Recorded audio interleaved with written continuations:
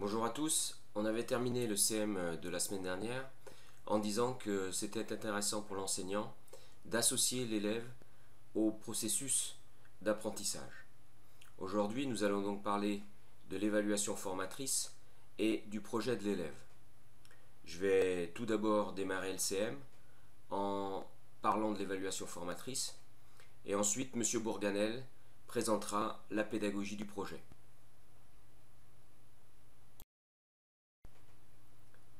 L'évaluation formatrice permet avant tout d'associer les élèves à l'apprentissage. Delinière et Duret indiquent dans le lexique thématique en STAPS en 1995 que si l'évaluation formative et diagnostique reste l'affaire du professeur, le terme d'évaluation formatrice met l'accent sur l'intérêt d'associer l'élève au processus de régulation des apprentissages. Pour Nunziati en 1990, l'évaluation formatrice est associée à un processus de contrôle. Ce processus de contrôle mené par l'élève peut concerner trois aspects de la situation d'apprentissage. Tout d'abord, premier aspect, la représentation du but à atteindre.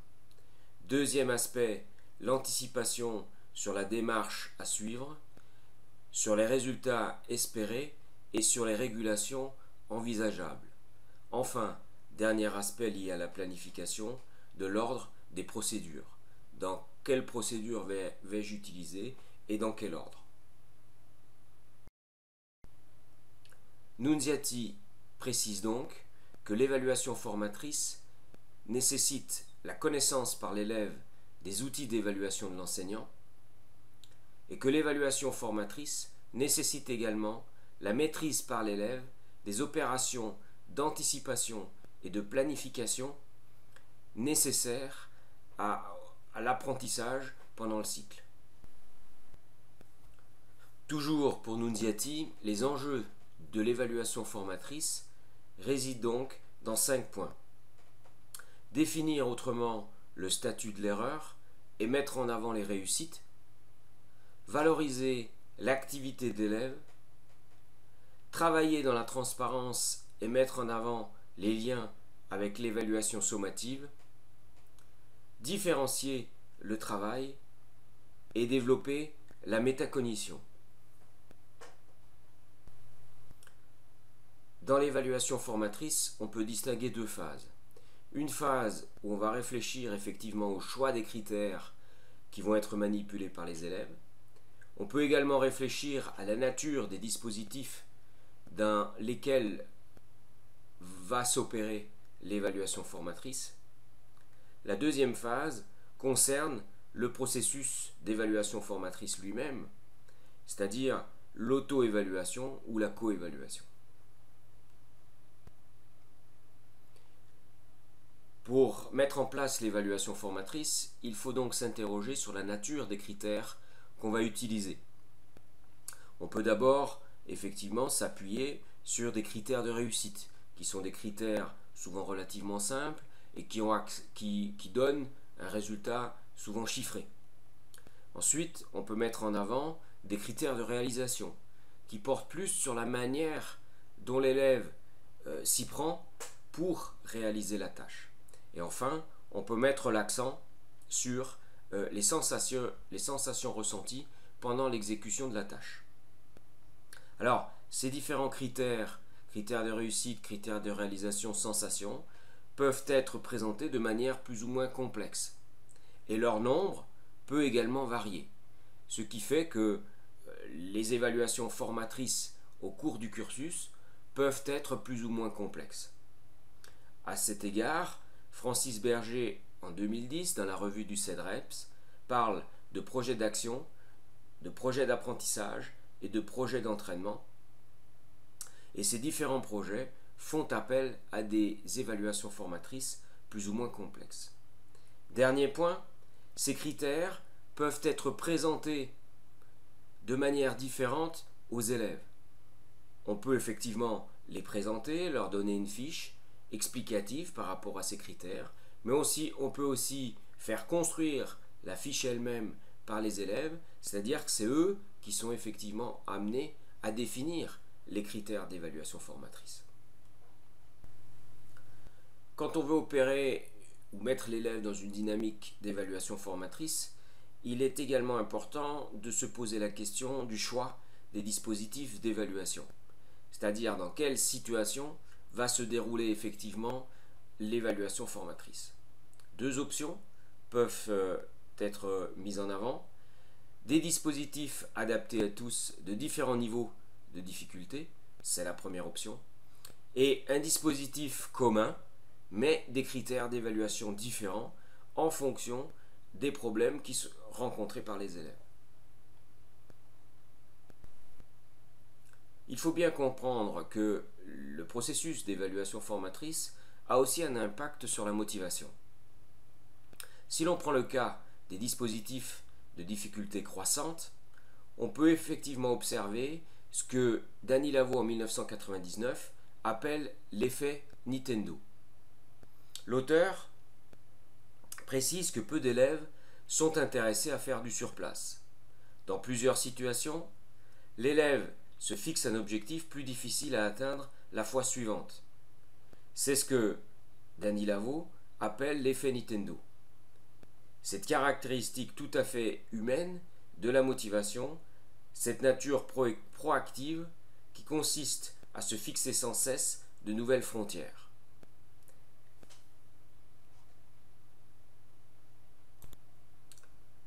Le dernier point, c'est le processus d'évaluation formatrice lui-même, c'est-à-dire le moment où l'élève utilise les critères pour se situer dans le cycle d'apprentissage.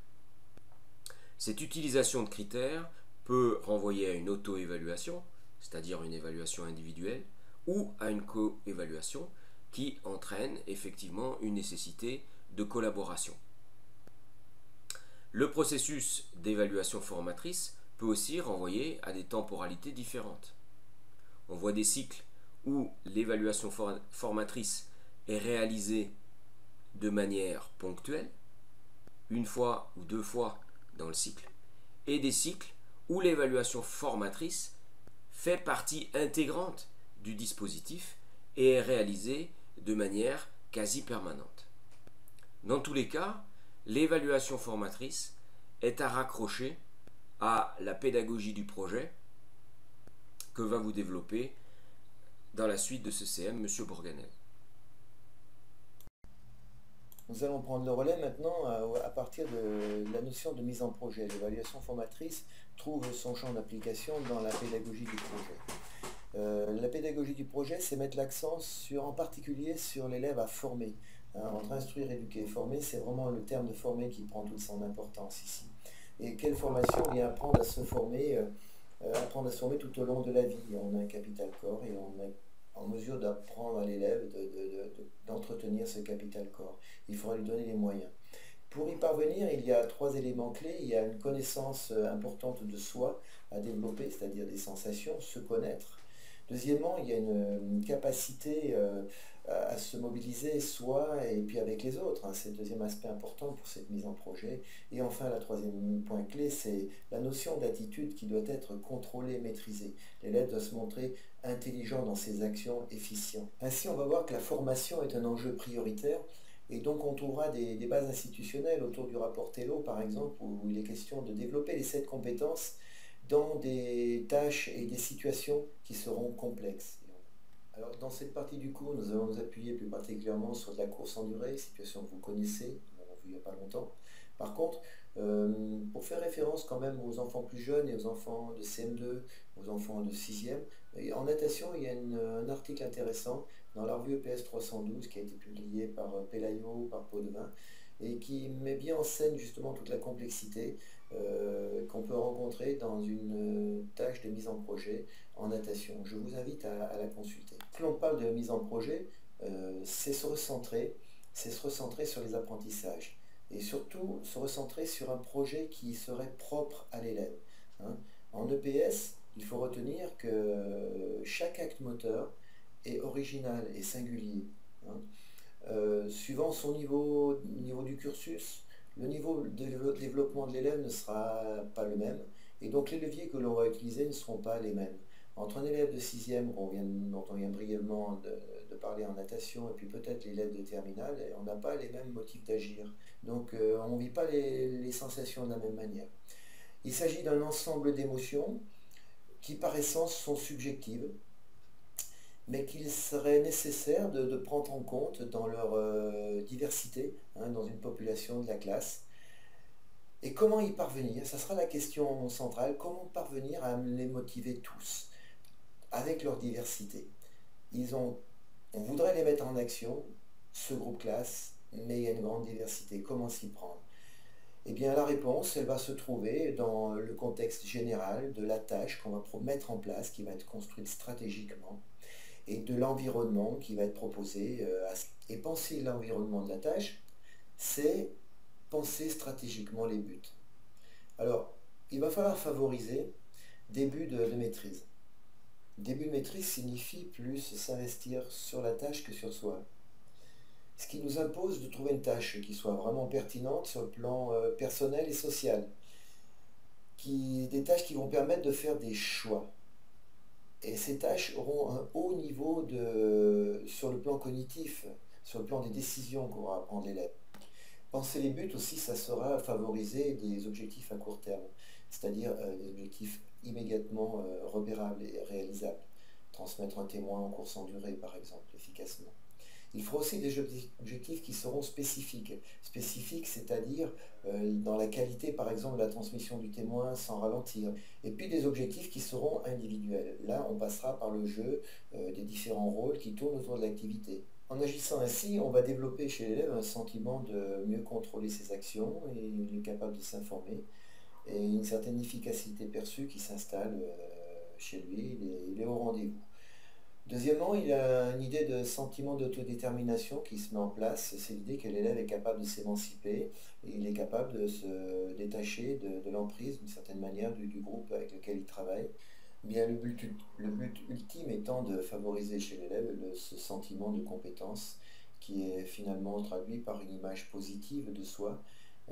L'élève sait faire les choses, il en est conscient et en plus il est conscient qu'il saurait les refaire dans un contexte peut-être différent. Alors si on voulait définir le sentiment de compétence, on pourrait dire c'est susciter du plaisir pour mieux apprendre. Et apprendre pour générer du plaisir. Afin d'illustrer cette idée de mise en projet, eh bien on peut trouver comme dispositif la course en durée au lycée. Autour de la CP5, vous trouverez une illustration autour des articles rédigés par Francis Bergy, qui est dans l'Académie de Lyon.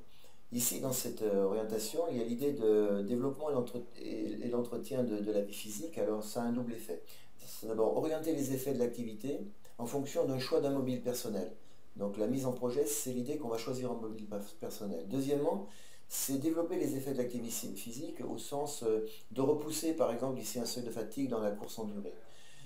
Plus qu'un savoir courir dans cette CP5, on va mettre les élèves en projet sur un savoir s'entraîner, la compétence d'entraîneur pour soi et pour les autres. Ici, il y a un très très fort recentrage dans cette illustration de la course en durée sur les apprentissages.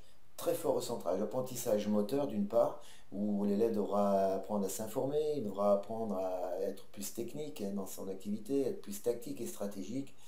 Voilà, et d'autre part, il y aura un apprentissage très fort sur le plan méthodologique où l'élève deviendra, on espère, plus lucide, il sera concepteur de son activité dans la leçon. Il saura aussi apprécier et analyser les effets des actions qu'il entreprend. Et enfin, il saura mieux gérer et comprendre les règles de vie collectives dans ce groupe d'entraînement qui fonctionne d'une manière plus autonome. Dans cette démarche de projet, les acquisitions visées par l'enseignant, ça sera savoir s'entraîner pour l'entretien de soi aujourd'hui et puis pour plus tard. Ça s'appuie au départ sur des prérequis. On pense que l'élève a un déjà là, c'est-à-dire qu'il a quand même vécu au collège et au lycée dans les activités de course. Donc il y a des habiletés qui sont là, un sous-bassement, autour d'amplitude des foulées, de rythme respiratoire, qui, on l'espère, vont servir de point d'appui pour mettre en œuvre les motifs d'agir en course. Sur cette base de travail, le projet va s'inscrire dans la durée vers la fin du cycle. Et là, mais le chemin pour atteindre la compétence savoir s'entraîner, c'est celle qui a recherché la compétence savoir s'entraîner, passe par 3 parcours différents qui sont offerts à l'élève. Il devra se déterminer sur un des parcours. Derrière ce projet de course en durée, Claire Perrin, professeure ici à l'UFR STAPS de Lyon, en 1994 a mené une enquête sur les profils d'élèves face à l'activité physique et notamment en relation avec la santé. Elle détermine 4 profils distincts: un profil qualifié d'hédoniste, un profil qui serait plutôt hygiéniste, un profil volontariste et un profil plutôt fataliste. De ces 4 profils, elle en a retiré une leçon, c'est que les messages de santé n'auraient que peu d'impact sur l'activité physique des adolescents et qu'il faudrait plutôt privilégier le développement des stratégies d'engagement dans l'activité physique des ados plutôt que de multiplier des messages du style sportez-vous bien. En offrant ainsi à ces élèves 3 objectifs différents, on leur permet de choisir un angle d'attaque pour entrer dans cette activité d'entraînement qui, on l'espère, aura un effet justement sur l'amélioration, l'idée d'avoir une meilleure perception, ce qu'est la santé du corps. Il y a des valeurs qui sont développées, des valeurs d'un citoyen cultivé, lucide, autonome, physiquement et socialement éduqué. Le bulletin officiel spécial numéro 2 du 19 février 2009 nous dit simplement: l'EPS permet à l'élève d'acquérir des connaissances et des compétences pour contribuer notamment à une éducation à la santé et à la sécurité. Elle suscite le goût d'une pratique physique régulière et autonome. Les effets de formation visent à être réinvestis en dehors de l'école, tant dans le cadre des activités quotidiennes ou professionnelles, que dans celui de la pratique des activités physiques. Dans cette démarche, Didier Delinière, en 2009, nous dit on entre par les compétences. Le plus important est moins dans les contenus des compétences acquises que dans la démarche de construction de ces compétences et dans le plaisir qu'apporte leur maîtrise. Ainsi, il nous faut évaluer, ce vient de dire Didier Delinière, et ça passe par 3 étages. La fusée, elle est composée d'abord de la production qui est à réaliser, c'est-à-dire qu'une course à peu près maîtrisée, contrôlée. La conception du projet, c'est-à-dire comment l'élève a mené au bout son projet, et enfin l'analyse qu'il saura faire de ce qu'il entreprend et les régulations qu'il apporte. Ici, la performance dans ce cycle de course, ça sera plus la compétence à organiser et à réaliser son entraînement en fonction de son objectif qui sera jugé. Voilà. On vient de voir que ce dispositif d'évaluation est très stratégique. De même, l'enseignant, au plan didactique, devra aussi adopter des stratégies pour mettre en place ses contenus d'enseignement dans ce cycle. L'élève doit être de plus en plus ici acteur progressif de ses apprentissages, et ça passera par l'utilisation de 4 concepts de la didactique des sciences que développe Michel Desvolets. D'une part, les représentations. Ici, on s'en sert à partir des objectifs, des 3 objectifs dont on a parlé tout à l'heure. Deuxièmement, il y a une transposition qui est mise en place pour essayer d'adapter les contenus à l'élève.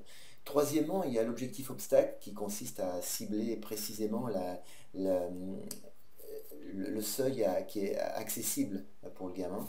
Et enfin, le contrat didactique qui est celui qui consiste à dire bien, il y a une dévolution qui s'opère progressivement tout au fil du cycle, une dévolution progressive. Et là, on va vers une recherche de sens. L'élève peut être capable de se prendre en main. Alors, s'il y a des stratégies au plan didactique, il y en a aussi au plan pédagogique. L'élève ici devient vraiment acteur de sa propre évaluation. Ça s'appuie sur des critères de réussite et de réalisation bien ciblés, et notamment sur une démarche qui s'appuie, pour les aider, qui s'appuie sur 4 éléments clés.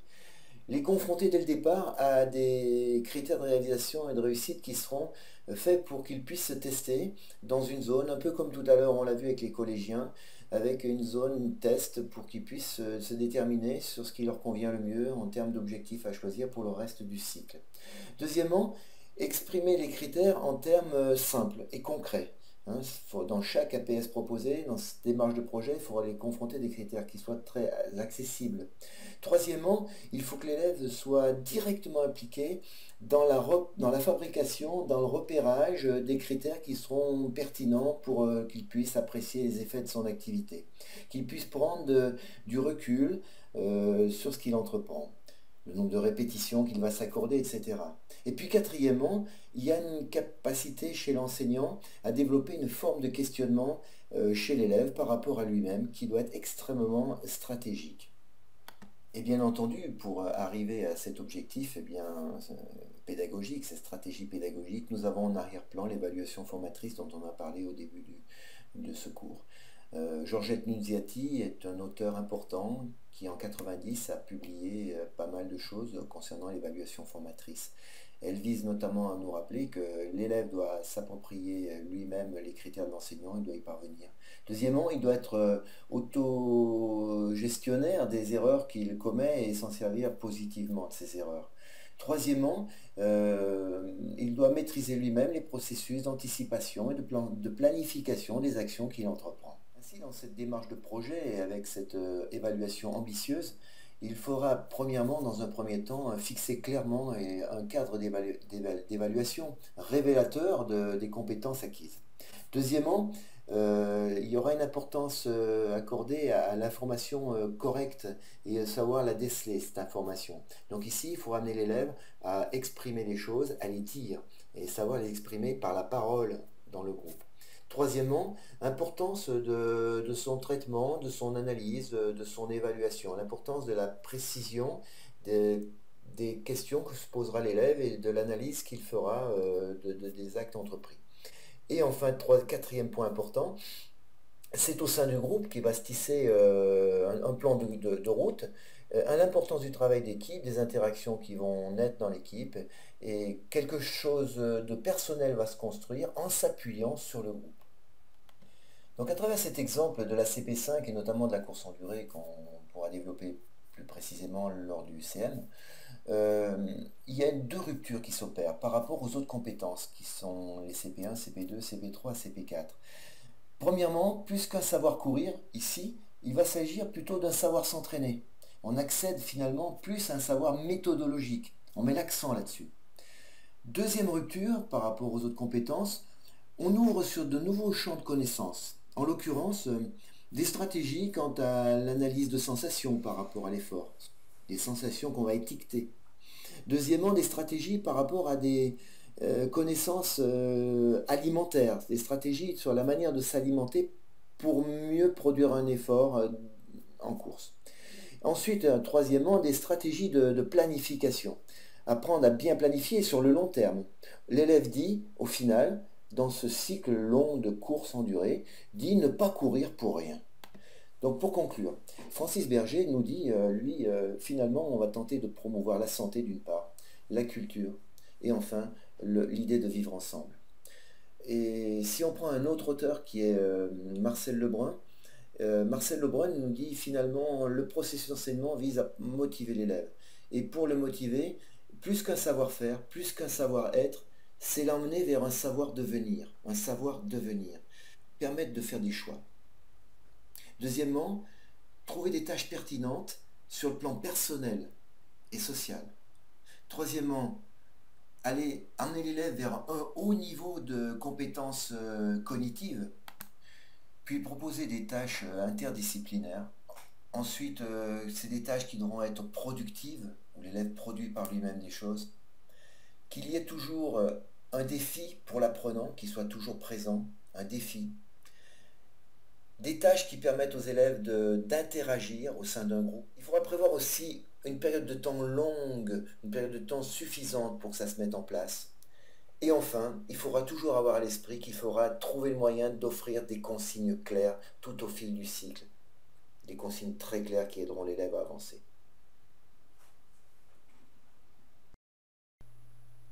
Pour terminer, je vous rappelle que vous pouvez poser des questions sur le forum. Et poser des questions sur le forum, c'est quelque part faire pour vous une évaluation formatrice. Voir ce que vous avez compris, ce que vous avez moins bien compris. Voir un petit peu à quoi ces connaissances peuvent vous servir dans une pratique pédagogique.